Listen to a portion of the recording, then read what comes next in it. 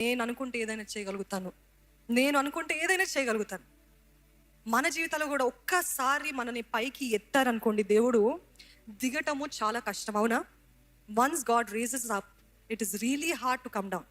ఒక స్థాయి, ఒక పొజిషన్, ఒక రెస్పాన్సిబిలిటీ, ఒక ఉన్నతమైన, లేకపోతే అందరూ మిమ్మల్ని మెచ్చుకుంటున్నారంటే, లేకపోతే ప్రఖ్యాతి ఎక్కువైంది అనుకోండి, ఫేమ్ ఎక్కువైంది అనుకోండి, ఫాలోవర్స్ ఎక్కువ అయ్యారు అనుకోండి, ఏం చేస్తారు? ఇంకా మనము దిగటము, ఎక్కడికి వెళ్ళినా డంబాలు కొడుతుంటాము, ఎక్కడికి వెళ్ళినా గౌరవం కొడుతుంటాము, ఎక్కడికి వెళ్ళినా నన్ను గౌరవించాలి అని ఎక్స్పెక్ట్ చేస్తుంటాం. అందుకని దేవుడు ఏం చేస్తాడు తెలుసా? అంటే దేవుడు ఊరికి ఎవరిని పైకి ఎత్తాడు. ఫస్ట్ వారిని ఏం చేస్తారు తెలుసా?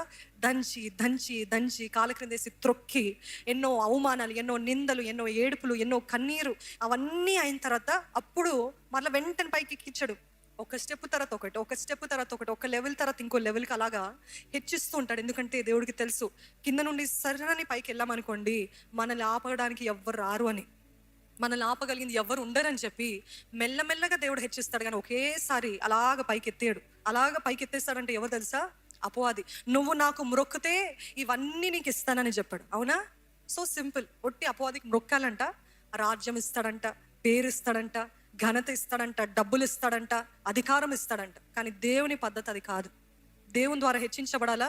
మొట్టమొదటిగా తొక్కబడాలి, హీనంగా మాట్లాడబడాలి, దూషించబడాలి, ఎంతగానో గేలి చేయబడాలి. ఇవన్నీ అయిన తర్వాత, దంచిన తర్వాత మనలో సారం వస్తుంది. ఏం సారం వస్తుంది తెలుసా అండి? వినయం, సాత్వికం, దీర్ఘశాంతం, ఓర్పు, సహనం, ప్రేమ, నోరు అదుపులో పెట్టుకోవడము, సహించుకోవడము, గర్వాన్ని అణుచుకోవడము, ఇవన్నీ వచ్చిన తర్వాత అప్పుడు దేవుడు అంటాడు, yes you are the right candidate. అర్థమవుతుందా? అప్పుడు దేవుడు హెచ్చిస్తాడు. ఈ ఊరికే దేవుడు ఎవరిని హెచ్చించాడు.